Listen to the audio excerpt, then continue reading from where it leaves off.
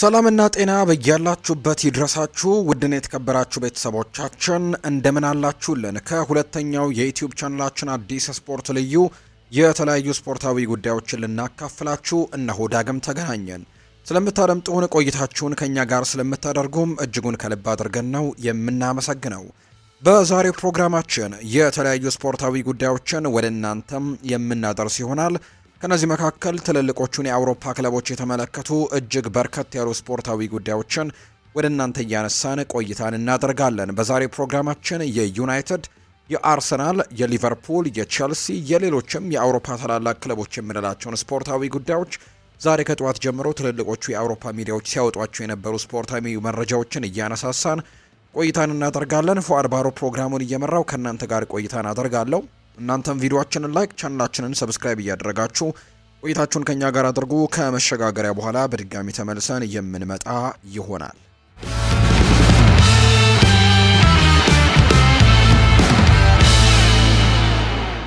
ቸልሲ የ27 ዓመቱን የደቡብ አሜሪካ ኢላማ ለማስፈረምም የተጫዋች ልውውጥን ለማድረግ ዝግጁ እንደሆነ እየተገለጸ ነው።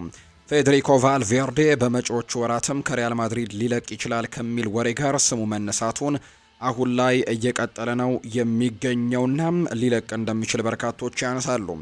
ቸልሲ ሊሄድበት ከሚችላቸው ክለቦች አንዱ ተብሎ የተጠቀሰ ሲሆን ከፌጂያስ በወጣ ዘገባ መሰረትም የተጫዋቾች መለወጥ ስምምነት ወይም ስዋፕ ዲል የምንለው ሊካሄድ እንደሚችል ነው መረጃዎች እየጠቆሙ የሚገኙት። ይህ ስምምነት ኤንዞ ፈርናንዴዝ ወደ ሪያል ማድሪድ ሲሄድ፣ ፌዴሪኮ ቫልቬርዴ ደግሞ ወደ ለንደኑ ክለብ እንዲያመራ ሊያድርገው የሚችል ስምምነትን ሊያደርጉ እንደሚችሉ ተነግሯል። ሁኔታው እንዴት እንደሚዳብርም ደግሞ የምንመለከተው ነው የሚሆነው። ሪያል ማድሪድ በአሁኑ ጊዜ በደቡብ አሜሪካዊው ተጫዋችን ለማስፈረም ፍላጎት እንዳለው ነው የሚነገረው። ነገር ግን ኤንዞ ፈርናንዴዝን ግን ለመልቀቅ ብዙ ፍላጎቶች እንዳሉት አልተገለጸም። ለወደፊት ግን የዝውውር የሚያስቡበት ይሆናል። ቸልሲ ሁለቱን አማካዮች የሚያካትተውን የመለዋወጫ ስምምነት ለመፈጸምም ዝግጁ እንደሆኑ ነው ዘገባዎች የሚያሳዩት። ኤንዞ ፈርናንዴዝ ቸልሲን ከተቀላቀለ ወዲህ አስደናቂ ብቃት እያሳየ ሲሆን ለሪያል ማድሪድም ድንቅ ተጨማሪ እንደሚሆን ምንም ጥርጥር የለውም። በመሃል ሜዳ ጨዋታዎችን መቆጣጠር ተስኗቸዋል። እናም አስተማማኝ የተከላካይ የአማካይ ስፍራ ተጫዋችም ያስፈልጋቸዋል። የዓለም ዋንጫ አሸናፊው ተጫዋችም ተስማሚ ግዢ ሊሆን ይችላል። እሱ ገና ወጣት ሲሆን በአሰልጣኝነትና ልምድም ይበልጥ ይሻሻላል። ለእነሱ ዓለም አቀፍ ደረጃውን የጠበቀ ተጫዋችም እንደሚሆን ጭምር ነው በርካቶች የሚያምኑት። በሌላ በኩል ፌዴሪኮ ቫልቬርዴ በአውሮፓ ከፍተኛ ደረጃ ላይ ያለ አስተማማኝ ተጫዋች ነው። በላሊጋ ያለውን ጥራትም አሳይቷል። እናም በፕሪሚየር ሊግም ፈጣን ተጽዕኖ መፍጠር እንደሚችል ምንም ጥርጥር የለውም። እሱ ጠንካራ ሰራተኛ ሲሆን በብዙ ጨዋታዎች ላይ በብዙ ቦታዎች ላይ መጫወት የሚችል አማካይ ነው። ስምምነቱን ማጠናቀቅ ከቻሉ ሁለገብነቱ ለቸልሲ ትልቅ ጥቅምም ይሆናል ተብሎ ይታሰባል። የ27 ዓመቱ ተጫዋችም ከሞይስ ካይሴዶ ጋር ጠንካራ አጋርነትን መፍጠር ችሏል። ለመፍጠርም የሚችል ተጫዋች ነው። አዲስ ፈተናን ለመውሰድ ደግሞ ለሱ ትክክለኛው ጊዜ ሲሆን እና ደግሞ በመጪዎቹ ወራት ቸልሲን ለመቀላቀልም ዝግጁ ይሆን እንደሆነ ወደፊት የሚታይ ነው። ነገር ግን ቸልሲ ብቻ አይደለም የዚህ ተጫዋች ፈላጊ። ማንቸስተር ዩናይትድ እና ቶትናም ሆትስፐርስም ይህንን ተጫዋች ለማስፈረም ትልቅ ፍላጎት እንዳላቸው የሚያሳዩ ሪፖርቶች በተደጋጋሚ ሲወጡ እንደነበር የምናስታውሰው ነው። የ25 ዓመቱ አጥቂ ለጋላታሳራይ ጥሩ ብቃትን አሳይቷል። ይህ ተጫዋች ደግሞ ባሪሽ አልፐር ይልማዝ ይባላል። ዌስትሃም ዩናይትድ ይህንን ተጫዋች ለማስፈረም ትልቅ ፍላጎት እንዳለው ነው የሚነገረው። የለንደኑ ክለብንም ትኩረት ስቧል። ፌጂያስ የተባለው የመረጃ ምንጭ እንደዘገበው ከሆነ ተጫዋቹን ለማስፈረም ትልቅ እርምጃዎችንም ለመውሰድ እየተዘጋጁ ነው። ተጫዋቹ ባለፈው የውድድር ዘመን በሁሉም ውድድሮች 14 ግቦችን ያስቆጠረ ሲሆን 6 የግብ ዕድሎችንም አመቻችቷል። በዚህ የውድድር ዘመን በ7 ጨዋታዎች ላይ 3 ግቦችንና 4 የግብ ዕድሎችንም በማፍጠርም ጥሩ ብቃትን እያሳየ ነው። ወደፊት በሚደረጉ እንቅስቃሴዎች ዌስትሃምን እንደሚያግዝ ምንም ጥርጥር የለውም። መሐመድ ቅዱስን በትክክል መተካት አልቻሉም። እናም ደግሞ የለንደኑ ክለብ በአጥቂ መስመሩ ላይ ተጨማሪ አማራጮች ያስፈልጋቸዋል። የቱርኩን ብሔራዊ ቡድን ተጫዋች መፈረምም ጥበብ ያለበት ውሳኔ ሊሆን ይችላል። እሱ በሙያው ከፍተኛ ደረጃ ላይ የሚገኝ ሲሆን በፕሪሚየር ሊግ ውስጥም ፈጣን ተጽዕኖችን ማሳደር የሚችል አይነት ተጫዋች ነው። ወደ እንግሊዝ የመሄድ እድሉም ለተጫዋቹን በጣም አስደሳች ያደርገዋል። በሙያው ውስጥም ትልቅ እርምጃ ለውጥም ሊሆን ይችላል ተብሎ ነው የሚታሰበው። ይህ በእንዲህ እንዳለ ዌስትሃም ዩናይትድ የውድድር ዘመኑን በትክክለኛው መንገድ ለመመለስም ይፈልጋል። ከውድድር ዘመኑ መጀመሪያ ጀምሮ ያሳዩት አፈጻጸምም አሳዛኝ ነበር። በጥር ወር ትክክለኛ ተጫዋቾችን ማስፈረምም በጠንካራ ሁኔታ እንዲመለሱና የውድድር ዘመኑን ደግሞ በጥሩ ደረጃ እንዲያጠናቅቁም ይረዳቸዋል። ይህ በእንዲህ እንዳለ የቱርክ አጥቂም ወደ እንግሊዝ ለመሄድ ሊፈተን ይችላል። በዌስትሃም መደነቅ ከቻለ ወደፊት ትልቅ ዝውውር ማግኘት እንደሚችል ይሰማዋል። በሙያውም በዚህ ደረጃ ላይ ለእርሱ ተስማሚ መነሻ ሊሆን እንደሚችልም ጥያቄ የለውም። እሱ በተለያዩ የአጥቂ ቦታዎች ላይ መጫወት የሚችል አይነት ተጫዋች፣ ቨርሳታይል አይነት ተጫዋች ሲሆን ተጨማሪ ጥቅምም ይሰጣቸዋል ተብሎ ነው የሚታሰበው። ዌስትሃም ዩናይትድ ዝውውሩን ለማጠናቀቅም የ40 ሚሊዮን ዩሮ ጥያቄ ለማቅረብም እያቀደ ሲሆን ጋላታሳራይ ለመሸጥ ደግሞ ዝግጁ ይሆናል አይሆንም የሚለው ጉዳይ የሚታይ ነው የሚሆነው። ቶተንሃም ሆትስፐርስ በመጪዎቹ ወራት የፓርማውን አጥቂ ማቴዎ ፔሌግሪኖን ለማስፈረምም ፍላጎት አላቸው። ከፓርማ ላይቭ የተገኘ ዘገባ እንደሚያመለክተው ዌስትሃም እና ኖቲንግሃም ፎረስት በ23 ዓመቱ አጥቂ ላይም ፍላጎት አላቸው። በዚህ ውድድር ዘመን በ8 ጨዋታዎች ላይም 5 ግቦችን በማስቆጠር ለጣሊያኑ ክለብም ጥሩ አፈጻጸምን አሳይቷል። አፈጻጸሙ የፕሪሚየር ሊግ ክለቦችን ትኩረትም ስቧል። እናም ወዴት እንደሚያመራ የሚታይ ነው የሚሆነው። ቶተንሃም በአጥቂ መስመሩ ላይ ተጨማሪ ጥራትም ያስፈልገዋል። እናም የ23 ዓመቱ አርጀንቲናዊ ተጫዋችም ተስማሚ ግዢ ሊሆን እንደሚችል በርካቶች እየገመቱ ነው። ወደ ፕሪሚየር ሊግ መዘዋወሩ ደግሞ ለሀገራዊ ቡድንም የመጫወት እድሉን ያሰፋለታል። እሱ የአርጀንቲና ወጣት ብሔራዊ ቡድን ተጫዋች ነው፣ ነገር ግን በዋናው ቡድን ገና አልተሳተፈም። ዶሚኒክ ሶላንኬ በተከታታይ ግቦችን ማስቆጠር አልቻለም እና ቶተንሃም የግብ ማስቆጠር ጫናን የሚጋራ ሌላ ተጫዋች ያስፈልገዋል። የ23 ዓመቱ ተጫዋች በጣሊያን ያለውን ጥራቱን አሳይቷል። እናም በፕሪሚየር ሊግም ጥሩ ለመስራት የሚያስችሉ ቴክኒካላዊ ብቃቶች ያሉት ወደ እንግሊዝ መዘዋወሩ በሙያው ውስጥም ትልቅ እድል ሲሆን ወደ ክለቡ ለመቀላቀልም ሊፈተን ይችላል። ቶተንሃም ፍላጎታቸውን ከስምምነት ለማድረስም ከኦፊሻላዊ ጥያቄ ጋር አጠናክረው ይገፉ እንደሆነም የሚታይ ነው የሚሆነው። ሪፖርቱ እንደሚያመለክተው ፓርማ አጥቂውን ለመሸጥም እንዲያስብ ትልቅ የዝውውር ጥያቄ ያስፈልገዋል። በተጨማሪም በጥር ወር እንዲካሄድም ፍቃድ አይሰጡም።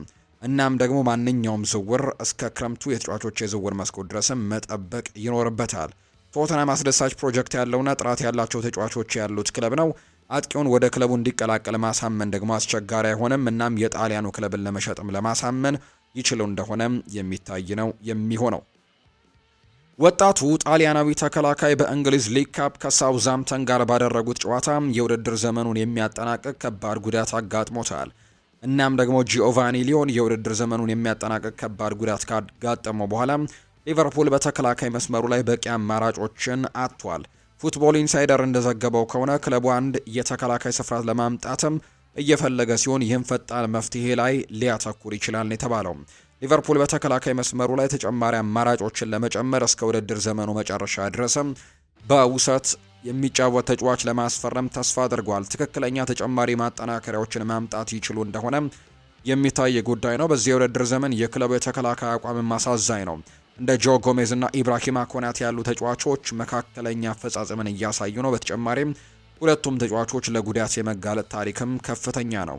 ቨርጂል ቫን ዳይክ በአሁኑ ጊዜ በክለብ ውስጥ ብቸኛው አስተማማኝ ተከላካይ ነው። የዝውውር መስኮቱም እንደገና ሲከፈት ሊቨርፑል ጥራት ያለው ተከላካይ ለማምጣትም መሞከር ይኖርበታል ተብሎ ነው የሚታሰበው። ባለፈው የክረምት ተጫዋቾች የዝውውር መስኮት ማርክ ጉሂን ለማስፈረምም ተቃርበው ነበር፣ ነገር ግን ክሪስታል ፓላስ በመጨረሻም ስምምነቱን አቋርጧል። እሱ በክረምቱ የዝውውር መስኮትም ነፃ ተጫዋች ወይም ፍሪ ኤጀንት ይሆናል። ነገር ግን ሊቨርፑል በጥር ወር በተመጣጣኝ ገንዘብ እሱን ለማስፈረምም ይሞክር እንደሆነ የሚታይ ነው። እሱ ለክለቡ እጅግ በጣም ጥሩ ግዢ ይሆናል። የ25 ዓመቱ ተጫዋችም በእንግሊዝ እግር ኳስ ውስጥም በሚገባ የተረጋጋ ሲሆን ፈጣን ተጽዕኖ ማሳደርም የሚችል ነው። ሊቨርፑል በዚህ የውድድር ዘመን የፕሪሚየር ሊጉን ዋንጫ ማሸነፍ ከፈለገ በተከላካይ መስመሩ ላይ መሻሻል አለበት። በቅርብ ጊዜ ከተደረጉ ሁለት ጨዋታዎችም በጣም ደካማ ነበሩ። እናም በሁሉም ውድድሮች በተከታታይ ተሸንፈዋል። አሁን ከፍተኛ ጫና ስር ናቸው። እናም በጠንካራ ሁኔታ ተመልሰው በመጪዎቹ ሳምንታት ውስጥም ማለፍና በጥር ወርም ቡድኑን ማሻሻል የሚችሉ እንደሆነ ወደፊት የሚታይ ጉዳይ ይሆናል ተብሎ ነው የሚጠበቀው። የማንቸስተር ዩናይትድ አሰልጣኝ ሩበን አሞሪም አጥጋቢ ባልሆነ የውድድር ዘመን መጀመሪያ ምክንያት ከፍተኛ ጫና ውስጥ እንደነበሩ የሚታወቅ ነው። ከ7 የፕሪሚየር ሊግ ጨዋታዎችም 3ቱን አሸንፎ ከእንግሊዝ ሊግ ካፕ ደግሞ ቀደም ብሎ በመሰናበቱ ፖርቱጋላዊው አሰልጣኝ ከዚህ ቀደምም ሊባረር ይችል እንደነበር ይናገራሉ። ሆኖም ግን ማርክ ብሩስ እንደተናገረው ከሆነ ሩበን አሞሪም በማንቸስተር ዩናይትድ አመራሮችና በተጫዋቾቹ ዘንድ ተወዳጅ ነው። ከዚህ በተጨማሪም ማንቸስተር ዩናይትድ ፈጥኖ ውሳኔ ለመወሰን ፍላጎት በጭራሽ የለውም። በቅርብ ዓመታት ውስጥም የተደረጉ ፈጣን የአሰልጣኝ ለውጦችም ክለቡን እንዳልረዱትም ይሰማቸዋል። ስለዚህም ደግሞ ከፖርቱጋላዊው አሰልጣኝ ጋር ትንሽ ተጨማሪ ትዕግስት ለማሳየትም ፍቃደኞች ናቸው። ሆኖም ግን አማራጮችን እያሰቡ ሲሆን የቀድሞው የእንግሊዝ አሰልጣኝ ጋሬት ሳውዝጌትም ምናልባት እቅዶቹ ውስጥ እንዲሆን እንዳለ ነው ዘገባዎች የሚያሳዩት። ሩበን አሞሪም በኦልትራፎርድ ነገሮችን ማስተካከል ይችል እንደሆነ ማየቱ አስደሳች ያደርገዋል። ቀደም ሲል በስፖርቲንግ ሊዝበን አሰልጣኝነት ጥራቱን አሳይቷል። እናም በፕሪሚየር ሊግም ጥሩ የማድረግ ብቃት እንዳለው ምንም ጥርጥር የለውም። ሆኖም ግን ከተጫዋቹ የተሻለውን ለማግኘትም የታክቲክ ለውጦችን ማድረግ ይኖርበታል። አሰልጣኙ በቅርቡ ዘዴዎችን እንደማይቀይርም ተናግሯል። ነገር ግን አሁንም ቢሆን በአመለካከቱ የማይለወጥ መሆኑ አይቻልም። ሁኔታው እንዴት እንደሚዳበር ማየቱ አስደሳች ይሆናል። ማንቸስተር ዩናይትድ በአውሮፓ እግር ኳስ ውድድር ላይ ባለፉት ዓመታትም ምክንያት ጥቂት ጨዋታዎች እንግዲህ ስላሉ ሩበን አሞሪም በማሰልጠኑ ነገሮችን ለመቀየር ተጨማሪ ጊዜያቶች ያሉት። ማንቸስተር ዩናይትድ እስካሁን ባሳዩ አፈጻጸም በእጅጉ ቅር ሊሰኙ ይገባል። በእነሱ ደረጃ ላይ ያለ ክለብ በደረጃ ሰንጠረዡ አናት ላይ መጫወት ነበረበት። ባለፈው የውድድር ዘመን በደረጃ ሰንጠረዡ ከታችኛው ግማሽ ላይ ጨርሰዋል። እናም ሌሎችም እንደዚህ ያለ ከውድድር ዘመን ማቋረጥም አይችሉም። በዚህ የውድድር ዘመን ለቻምፒየንስ ሊግ ማለፍም በጣም ይፈልጋሉ። ሩበን አሞሪም ነገሮችን ማስተካከል ካልቻለም በቅርቡ ለውጦችን ማደረግም እንዳለባቸው ነው በርካቶች እያመኑ የሚገኙት። የማንቸስተር ዩናይትድ አጥቂ የሆነው ጆሹዋ ዘርክዚ በመጪው የጥር ተጫዋቾች የዝውውር መስኮት ወደ ጣሊያን ሊዘዋወር የሚችልበትን ሁኔታ እያመዛዘነ ሲሆን ኮሞና ዩቬንቱስ ሁለቱም ሁኔታቸውን በቅርበት እየተከታተሉት ነው። ከአንድ ዓመት በፊት ከቦሎኛ ወደ ዩናይትድ የተቀላቀለው ሆላንዳዊ አጥቂ በአሰልጣኝ ሩበን አሞሪም ስርም ቋሚ የጨዋታ ጊዜን ለማግኘት ሲታገል ቆይቷል። የ24 ዓመቱ ተጫዋች የሙያ ሕይወቱ አጣብቂኝ ውስጥ በመግባቱ እድሎችን የበለጠ ተስፋ ሰጪ በሚመስሉበት ጊዜ ሴሪኤ ውስጥም ብቃቱንና በራስ መተማመኑን ለማደስ አሁንም ወደዚያ ሊያይ እንደሚችል ይነገራል። ዘሰን እንደዘገበው ከሆነ በዩናይትድ በጥር ወር ለጆሹዋ ዝርክዚ የሚቀርቡ ጥያቄዎችን ለማጤንም ዝግጁ ሲሆን በውሰትም ሆነ በቋሚ ዝውውር መሄድም አማራጭ ያደርጉታል ተብሎ ነው የሚታሰበው። ማንቸስተር ዩናይትዶች በ2024 በኤሪክ ቴን ሃግ ስር 42.5 ሚሊዮን ዩሮ ከፍለው ማስፈረመውት ነበር። ነገር ግን ወደ ሩበን አሞሪም በተደረገው የአሰልጣኝነት ለውጥ ተሳትፎ በእጅጉ ቀንሷል። በዚህም የውድድር ዘመን ጆሹዋ ዘርክዚ በተቀያሪ ወንበር ላይ እንግዲህ በመቀመጡ በኦልትራፎርድ የረጅም ጊዜ ሚናው ላይ ስጋትን ፈጥሯል። ሊሄድ ከሚችልባቸው ክለቦች አንደኛው ደግሞ ኮሞ ሲሆን አሰልጣኙ ሴስ ፋብሪጋስም የጆሹዋ ዘርክዚን አቅም እንደሚያደንቅ ነው የተዘገበው። በሴሪ ውስጥ ተወዳዳሪ ፕሮጀክት እየገነቡ ያሉት ፋብሪጋስ ሆላንዳዊውን ተጫዋች ለቡድናቸው ፍጹም ተጨማሪ አድርገው ነው የሚመለከቱት። ወደዚህ ቡድን መዘዋወርም ለጆሹዋ ዘርክዚ የጨዋታ ጊዜን ብቻ ሳይሆን በጣሊያን ከፍተኛ ሊግ ውስጥም ራሱን በድጋሚ ለማሳየት በሚፈልግበት ታላቅ ምኞት ባለው ቡድን ውስጥም ቁልፍ ሰው ሊሆን እንደሚችል ይነገራል። በዚሁ ጊዜ ዩቬንቱስም በክረምቱ የዝውውር መስኮት ወቅትም ስምምነት ለማድረግ ከሞከሩ በኋላ አሁንም ፍላጎት ይኖራቸዋል። የቱሪኑ ግዙፍ ክለብም የፊት መስመራቸውን ለማጠናከር አጥቂዎችን የሚፈልጉ ሲሆን በጥር ወር ደግሞ ድርድሩን እንደገና ሊጀምሩት ይችላሉ። ለጆሹዋ ዘርክዚ እንደ ዩቬንቱስ ባለ ታላቅ ክለብ ውስጥ መጫወትና ለዋንጫዎች መወዳደር ደግሞ የሚስብ ነገር ቢሆንም ለቋሚነት ያለው ፉክክር ግን አሁንም ከፍተኛ ይሆናል ተብሎ ነው የሚጠበቀው። እንደ ቤንጃሚን ሸስኮ ያሉ ሌሎች አጥቂ አማራጮችን በቋሚነት ከሱ በመቅደማቸው ጆሹዋ ዘርክዚ ከቀጠለም እንግዲህ የመሰለፍ እድልን አያገኝም ተብሏል። ተጫዋቹም ሆነ ክለቡ አሁን ላይ ብቃቱንና በራስ መተማመኑን መልሶ ለማግኘትም ጣሊያንን እንደ ምርጥ ቦታ ሊመለከቱት ይችላሉ። የጆሹዋ ዘርክዚ አጭር ጊዜ ማንቸስተር ዩናይትድ ቆይታ በተሰጠው መንገድም አልወደደውም። በጥር የዝውውር መስኮት ለመልቀቅም ሙከራዎችን ሊያደርግ እንደሚችል የሚያሳዩ ዘገባዎች ናቸው በትልቁ አሁን ላይ እየወጡ እንደሚገኙ መረጃዎቹ እየጠቆሙ የሚገኙት። ሌላኛው የሚነሳው ጉዳይ ደግሞ ኢብራሂማ ኮናቴን በተመለከተ የሚነሱ በርከት ያሉ ጉዳዮች አሉ። ኢብራሂማ ኮናቴም ስለ ኮንትራቱ የተሰማውን ከፍተኛ መረጃ አንዳንድ መረጃዎች እየወጡ ይገኛሉ። ሊቨርፑል የኢብራሂማ ኮናቴን የወደፊት እጣ ፈንታ ሊያረጋግጥ ነው። አዲስ ዘገባዎች እንደሚያመለክቱት ከሆነ ፈረንሳዊው ተከላካይ በአንፊልድ የሚቆይበት ጊዜን ሊያራዝም ይችላል። ከሳምንታት በፊት የ26 ዓመቱ ተከላካይ በሚቀጥለው ክረምት የአሁኑ ኮንትራቱ ሲያልቅም በነፃ ዝውውር ወደ ሪያል ማድሪድ ሊሄድ ይችላል የሚሉ ግምቶችም በትልቁ እየተነሱ ነበር። ሆኖም ግን የፈረንሳይ ጋዜጣ ሌኪፕ እንደዘገበው ከሆነ በኮንትራቱ ላይ ማራዘሚያ ዙሪያ ድርድሮችን በአዎንታዊ መልኩ እየተጓዙ ነው እና ኢብራሂማ ኮናቴ በአሰልጣኝ አርኔ ስሎት ስርም ለረጅም ጊዜ ለሊቨርፑል ለመጫወትም ፍላጎት እያሳየ ነው። የኢብራሂማ ኮናቴ ኮንትራት ሁኔታም በሊቨርፑል ደጋፊዎች መካከል ስጋትን ፈጥሮ ነበር። በ2021ም ከአርቢ ለብዚሽ ክለቡን የተቀላቀለው ተከላካዩ ቨርጂል ቫን ዳይክ ጋር በመሆንም በተከላካይ መስመር ስፍራ ላይም ጠንካራ ተሰሚነትንም አግኝቷል። ይሁን እንጂ ኮንትራቱ በሰኔ 2026 ላይ ሊያልቅም በመቃረቡ ሪያል ማድሪድ ሁኔታውን በቅርበት እየተከታተለ መሆኑን የሚያሳዩ ዘገባዎች ወጥተው ነበር። እድሜውንና ልምዱን ከግምት ውስጥ በማስገባትም በነፃ ዝውውር ማጣት ለሊቨርፑል ከባድ ጉዳትም ይሆንበት ነበር። እንደ ሌኪፕ ዘገባ ከሆነ በክለቡና በተጫዋቹ መካከልም የተደረጉ ንግግሮች በቅርብ ሳምንታት ውስጥም እምርታን አሳይተዋል። ሁለቱም ወገኖች ስምምነት ላይ ለመድረስም ብሩህ ተስፋ አላቸው። ምንም እንኳን እንግዲህ የደሞዝ አወቃቀርና የኮንትራት ርዝመት ያሉ አንዳንድ ቁልፍ ዝርዝሮች ገና ሊጠናቀቁ ቢገባቸውም ኢብራሂማ ኮናቴ በመርሲሳይድ የመቆየቱ አጠቃላይ ግምት ግን አሁንም አለ። አስፈላጊ ነገር ቢኖር ፈረንሳዊው ራሱ ያለፈው የውድድር ዘመን ቀያዮቹን ወደ ፕሪሚየር ሊግ ዋንጫም ለመምራት ስኬታማ በሆኑት በአሰልጣኝ አርኔ ስሎት ለመቀጠልም ከፍተኛ ፍላጎት እንዳለው ነው የተዘገበው። ይህ በእንዲህ እንዳለ ሪያል ማድሪድ ፍላጎት ሊኖረው ቢችልም ፈረንሳዊው ተከላካይ ኮንትራቱን ለማራዘም ከወሰነ የስፔኑ ግዙፍ ክለብ ሌላ ተጫዋች መፈለግም ሊያስወግደው የሚችለው ጉዳይ ነው። ከስምምነቱ ከተጠናቀቀ ሊቨርፑል ከፍተኛ ተከላካዩን በነፃ ከማጣት ማዳኑ ብቻ ሳይሆን ለሚቀጥሉት ዓመታትም በተከላካይ መስመሩ ላይ ጥሩ ጊዜን የሚያሳልፍለትን ተጫዋች ማስፈረም አይፈልግም፣ ወይም ደግሞ በዚህ ቡድን ውስጥ ይሄኛውን ተጫዋች ማቆየትን ምርጫውን ያደርጋል ተብሎ ነው የሚታሰበው። የቶትንሃም ሆትስፐርሱ ተከላካይ የሆነው ራዱ ድራጉሲን በአሁኑ ጊዜ ከኤሲኤል ጉዳቱ በማገገም ላይ ሲሆን ወኪሉም ወደ ሜዳ የሚመለስበትን የጊዜ ሰሌዳ ይፋ አድርገዋል። የ23 ዓመቱ ተጫዋች የረጅም ጊዜ ጉዳቱን በጥር ወር ያገኘው ሲሆን ከዚህ ጊዜ ጀምሮ ከሜዳ ውጪም ነበር። ሆኖም ግን በዚህ ወር መጨረሻ ላይ እንደሚመለስ ይጠበቃል። ቶትንሃም በተከላካይ ክፍል ውስጥም አማራጮችን ወይም ዴብዝ እንደጎደለው ሲሆን የሱ መመለስም ለክለቡ ተመራጭ ነው። ሮማኒያዊው ተጫዋችም ለቀሪው የውድድር ዘመን በጣም ጠቃሚ ተጫዋች ሆኖ ሊያገለግል ይችላል። ድራጉሲን ከዚህ ቀደም ክለቡን ለቆ ይወጣል የሚሉ ወሬዎችም ተነስተው ነበር። የተጫዋቹ ወኪል አሁን ተከላካዩን ከማገገሚያ መርሃ ግብሩ ቀድሟል ሲልም ያረጋግጣል። ነገር ግን ወደ ሜዳ እስኪመለስም ድረስ ታጋሽ መሆንም እንደሚያስፈልግ ተገልጿል። ቶትንሃም በቅርቡ ወደ ጨዋታ ለማስገባትም መቸኮል አይፈልጉም። ይህ ከባድ ጉዳት በመሆኑ ተጫዋቹ ሙሉ ብቃቱን መልሶ ማግኘትም ይኖርበታል። በተለይም በቶትንሃም ሙሉ ልምምድ ስላልጀመረም እንዲጫወትም ይፈቀድለት እንደሆነ አይታወቅም ሲል ነው ዘገባዎች የሚያሳዩት። በዝርዝር ውስጥም በመገኘቱ ደስ ብሎኛል። በሚመለስበት ጊዜም እየቀረበ ነው። አሁን ይሁን ወይም ደግሞ ቢበዛ በአንድ ወር ውስጥም ራዱ ድራጉሲን 100% ለጨዋታ ዝግጁ ይሆናል ብዬ አስባለሁ። በማገገም ሂደት ውስጥም ምንም መዘግየት የለም ሲል ነው የተናገረው።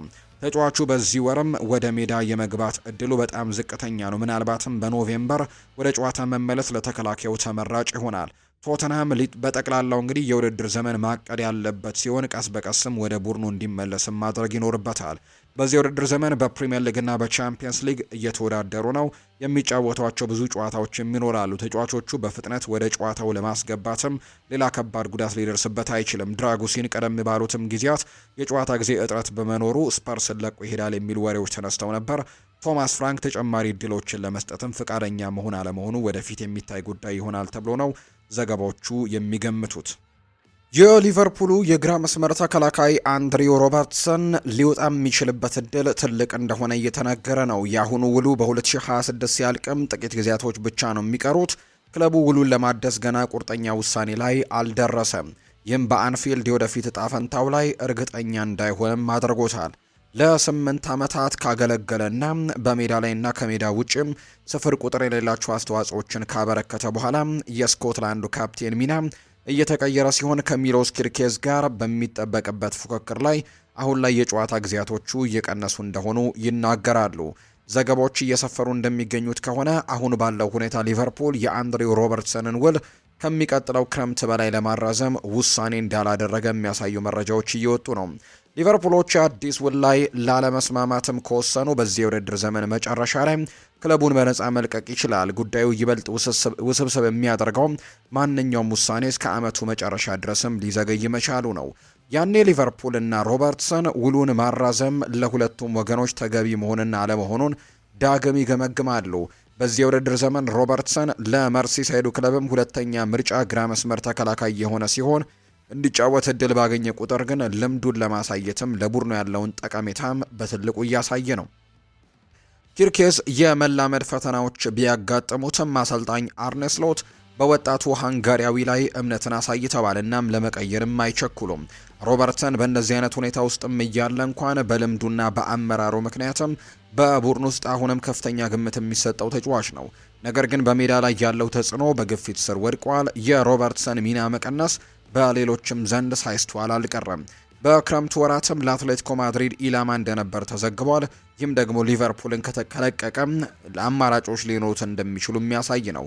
የሮበርትሰን በሊቨርፑል ያለው ቦታ ወሳኝ ምዕራፍ ላይ ደርሷል። ክለቡ አዲስ ውል ለመወሰን መዘግየቱ በመጀመሪያ አስተላለፍ ውስጥም ካለው ሚና የተቀነሰ ሚና ደግሞ አሁን ላይ ተዳምሮ በሌላ ቦታ አዲስ ፈተናን እንዲፈልግም ሊገፋፋው እንደሚችል የሚያሳዩ መረጃዎች ናቸው በትልቁ እየወጡ የሚገኙት።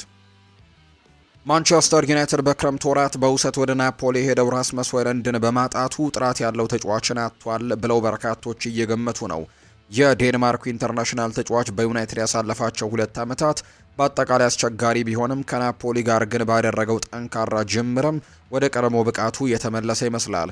ሆይሉንድ አሁን ላይ በአንቶኒዮ ኮንቴ ቡድን ውስጥም ከታቀደው እንግዲህ ከቀድሞ የማንቸስተር ሲቲ አጥቂ እንግዲህ የአጥቂ አማካይ ከነበረውና በርከት ያሉ አሲስቶችን ከሚያደርገው ኬቨን ደብሮይን ጋር በጣም ጥሩ የሚባል ጥምረትን እየፈጠሩ ነው። ይህ ሁኔታ ደግሞ ለሱም ጠቅሞታል።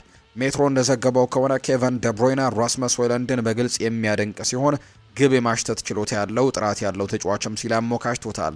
ይህንን የተናገረው ለናፖሊ የመጀመሪያዎቹ 5 ጨዋታዎች ላይ 3 ግቦችን ማስቆጠሩን ተከትሎ ነው። የ22 ዓመቱ ወጣት ቀደም ሲልም በጣሊያን ከአታላንታ ጋር በነበረው ቆይታ የሚያሳየው ተስፋ ያለው እንቅስቃሴም ተስፋ ሰጪ ተጫዋችም እንዲሆን አድርጎት ነበር። በቅርብ ጊዜያት ከፍተኛ ተጫዋቾች በዩናይትድ እንግዲህ ጥሩ ነገሮችን ሲያስመለክቱ አልተመለከትንም። ራስመስ ሆይሉንድም ክለቡን ከለቀቀ በኋላ ከተሻሻሉት የቅርብ ጊዜ ተጫዋቾችም አንደኛው ነው።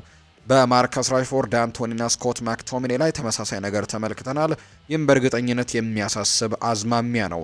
ራስመስ ሆይሉንድ በዩናይትድ ለግብ ሲታገል በራስ መተማመኑ ዝቅ ያለ ይመስል ነበር።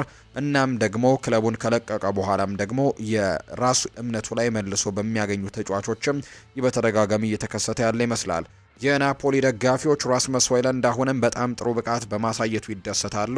ነገር ግን ማንቸስተር ዩናይትድ ለራስመስ ሆይሉንድ ምትክ ቤንጃሚን ሼስኮን ለማስፈረም ብዙ ገንዘብ ማውጣቱ ሌላ የሚያስጨንቀው ጉዳይ ነው። ሴስኮ ለሩበን አሞሪም ቡድን አሁን ላይ ጥሩ ነገሮችን ለማሳየት ሙከራዎችን እያደረገ ነው። ባለፉት 2 ተከታታይ ጨዋታዎችም ጎል ማስቆጠር ችሏል። በኦልትራፎርድም ጥሩ ነገሮችን ለማሳየት ሙከራዎችን እያደረገ እንዳለ ግን የሚያሳዩ መረጃዎች ናቸው እየወጡ የሚገኙት። የእንግሊዝና የፕሪሚየር ሊግ የቀድሞ አሰልጣኝ የነበረው ሳም አላርዳይስ በማንቸስተር ዩናይትድ የቅርብ ጊዜ ዝውውር ውሳኔ ላይ አስተያየታቸውን እየሰጡ ነው። ክለቡ በዚህ ክረምት ቤንጃሚን ሼስኮን ማስፈረሙ ትልቅ ስህተት ነበር ሲል ነው ግን የተናገረው። ሳም አላርዳይስ እንደተናገሩት ከሆነ ዣን ፊሊፕ ማቴታ ባለው ትልቅ አካል ምክንያትም በፕሪሚየር ሊጉ ካለው የተረጋገጠ የጎል ማስቆጠር ብቃትም ለዩናይትድ ጊዜያዊ መፍትሄም የተሻለው ተጫዋች እንደሆነ አምናለሁ ሲል ነው የተናገረው። በሩበን አሞሪም ስር ስላለው የዩናይትድ ነገርም ደግሞ ሲናገረም ማንቸስተር ዩናይትዶች አጥቂ ክፍላቸውን ከአርቢ ለብዚሽ ቤንጃሚን ሼስኮን አስፈርመው እንዲመራላቸው ከመስጠት ይልቅ ሌላ ተጫዋችን አምጥተው ዣን ፊሊፕ ማቴታን መሞከር የተሻለ ነበር ብሎ እንደሚያምን ነው ሳም አላርዳይስ የተናገረው። ዣን ፊሊፕ ማቴታ ለክሪስታል ፓላስ ጥሩ ብቃቶችን እያሳየ እንደሚገኝና በተለይ አምና ደግሞ የኤፍኤ ካፕን ሲያሸንፉ ኮሚን ሺልድንም እንዲሁ ሲያነሱ ወሳኝ ተጫዋች እንደነበር ይናገራል። እንደሚናገረው ከሆነ ሳም አላርዳይስ ለኒውካስል የፈረመው ኒክ ቮልትማድም አሁን ላይ ስትመለከቱት የመሃል አጥቂዎቹ መጠን እንደገና ታያላችሁ እና እነዚህ ተጫዋቾችን ከማስፈረም ይልቅ ዣን ፊሊፕ ማቴታን ለምን እንዳላስፈረሙት ሊገባኝ አልቻለም ሲልም ጭምር ነው የተናገረው። የዩናይትድ የቦርድና የምልመላ ቡድን ከቤንጃሚን ሼስኮ የተለየ የረጅም ጊዜ እቅድን መርጧል። ይህም ከተረጋገጠ ውጤት ይልቅም በወደፊት እምቅ ችሎታ ላይም ትኩረታቸውን እንዳደረጉ የሚያሳይ ጉዳይ ነው። ሳም አላርዳይስም ከባድ ትችት የሚመስል ነገርን የተናገሩት ነገር ግን በዩናይትድ የዝውውር አስተሳሰብ ውስጥም ቁልፍ በሆነ ውጥረትን ያሳያል። በወጣትነትና እምቅ ችሎታ ላይም ደግሞ አሁን በትልቁ ማሳየት የሚችሉ ተጫዋቾች እንዳሉ ነው የሚታመነው። ኤሲ ሚላን በጥር የተጫዋቾች የዝውውር መስኮት ወቅት ጆ ጎሜዝን ከሊቨርፑል ለማስፈረም ፍላጎታቸውን አጥብቀው ይዘዋል።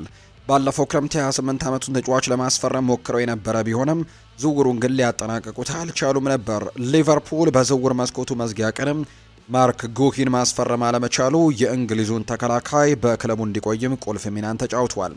ከካልቺዮ መርካቶ በወጣ ዘገባ መሰረትም ኤሲ ሚላን ተጫዋቹን በጥር ወር ለማስፈረም አሁንም ፍላጎት ያለው ሲሆን ዝውውሩን የማጠናቀቅ ጠንካራ እድልም እንዳላቸው ይታመናል። ሁኔታው እንዴት እንደሚዳበር መመልከቱ አስደሳች ነው የሚሆነው። ሊቨርፑል በቅርቡ ጂኦቫኒ ሊዮን በኤሲኤል ጉዳት ምክንያት ለሙሉ የውድድር ዘመን አጥቶታል። በተከላካይ ክፍል ውስጥም አማራጭ ወይም ደግሞ ዴብዝ እንዲጎድላቸውም አድርጓል። ጎሜዝ ክለቡን ለቆ እንዲሄድ ከፈቀዱለት በጣም አስገራሚ ነው የሚሆነው። እሱ ደግሞ በእነሱ በጣም አስፈላጊ ተጫዋች እንደሆነ ይታመናል። ምንም እንኳን በየሳምንቱ መጀመሪያ ላይ ባይሰለፍም የመሀል ተከላካይ፣ የክንፍ ተከላካይና የተከላካይ አማካይ ሆኖ መጫወት ይችላል። እስከ ውድድር ዘመኑ መጨረሻ ድረስም እሱን በክለቡ ለማቆየትም ለሊቨርፑል ቀዳሚ ተግባር ይሆናል ተብሎ ነው የሚጠበቀው። ሁኔታው እንዴት እንደሚዳብርም የሚታይ ነው የሚሆነው። ሚላን ግን ጎሜዝን ይፈልገዋል። በሌላ በኩል ሚላን የመከላከል ክፍሉን ማሻሻል ያስፈልገዋል። ማክሲሚሊያኖ አሌግሪ የመከላከል መስመሩን በቡድን ውስጥ ደካማ አካባቢው እንደሆነም ለይቶ ታውቆታል። ጎሜዝ ብቃታቸውን በእጅጉ እንደሚያሻሽልም ምንም ጥርጥር የለውም። በፕሪሚየር ሊግ ውስጥም ራሱን አስመስክሯል። እናም በመደበኛነት ለመጫወትም በጣም ይጓጓል። በዓለም ላይ ካሉ ታላላቅ ክለቦች አንዱን የመቀላቀልና በሳምንቱ የመጫወት እድልን ደግሞ ለእነርሱ በጣም አጓጊ ይሆናል። ሆኖም ግን ከፕሪሚየር ሊጉ ክለብም ለመልቀቅ ይሞክራል ተብሎ አይታሰብም። ሊቨርፑል በመጪዎቹ ወራት ምን እንደሚወስን የሚታይ ይሆናል ተብሎ ነው የሚጠበቀው። የባርሴሎናው ተከላካይ ሮናልድ አሮሆ ከስፔኑ ክለብ ሊለቅን ይችላል የሚል ወሬ ስሙ እየተያዘ ሲሆን የፕሪሚየር ሊግ ቡድኖችም እሱን ይፈልጉታል ነው የተባለው። ፌጂያስ በተባለው የመረጃ ምንጭ ላይ የወጣ ዘገባ መሰረትም ሊቨርፑል፣ ቸልሲና አርሰናል በ26 ዓመቱ የመሃል ተከላካይ ላይ ፍላጎት አላቸው።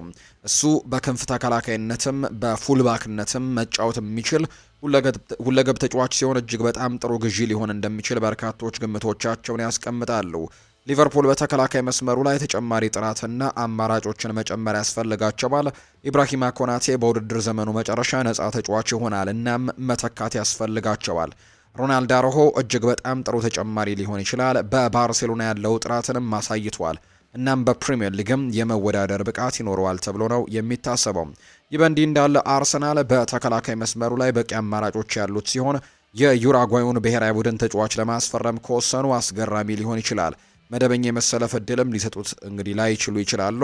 የባርሴሎናው ተከላካይ በከፍተኛ ደረጃ መወዳደር የሚፈልግ ሲሆን በመደበኛነት መጫወትም ይፈልጋል። በትልቅ ክለብ የተጠባባቂ ወንበር ላይ መቀመጥም ለእርሱ አይጠቅመውም። በሌላ በኩል ቸልሲም ከተጫዋቹ ጋር ስሙ ተያይዟል።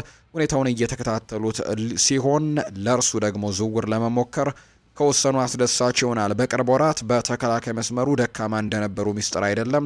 በመከላከል ላይም ማጥበቅ ያስፈልጋቸዋል። እናም ሮናልድ አሮሆ አሁን ካሉት አንዳንድ አማራጮችም እጅግ በጣም የተሻለው ሊሆን እንደሚችል ነው የሚታመነው። ቤንዋይት ባዲያሺል እና አክሰል ዲሳሲም በቅርቡ ክለቡን ይለቃሉ ተብሎ የሚጠበቁ ሲሆን የደቡብ አሜሪካው ተጫዋችም ድንቅ አማራጭ ሊሆን ይችላል። ከሶስቱም ክለቦች መካከል የትኛው ስምምነቱን ማጠናቀቅ እንደሚችል የሚታይ ይሆናል። ባርሴሎና ተጫዋቹን በ50 ሚሊዮን ዩሮ አካባቢ ለመሸጥም ዝግጁ እንደሆነ ጭምር ነው መረጃዎቹም የሚያሳዩት። ውድና የተከበራችሁ ቤተሰቦቻችን ከሁለተኛው የዩቲዩብ ቻናላችን አዲስ ስፖርት ልዩ ለዛሬ ያዝንላችሁ ስፖርታዊ ጉዳዮቻችን እነዚህን ይመስሉ ነበር። ስለተከታተላችሁን ስላደመጣችሁን ከልብ አድርገን እናመሰግናለን። ምሽት ላይ ደግሞ ሌሎች የዝውውር ጉዳዮችን ይዘን በስፋት የምንገናኝበት ፕሮግራምን ወደ እናንተ ይዘን የምንቀርብ ይሆናል።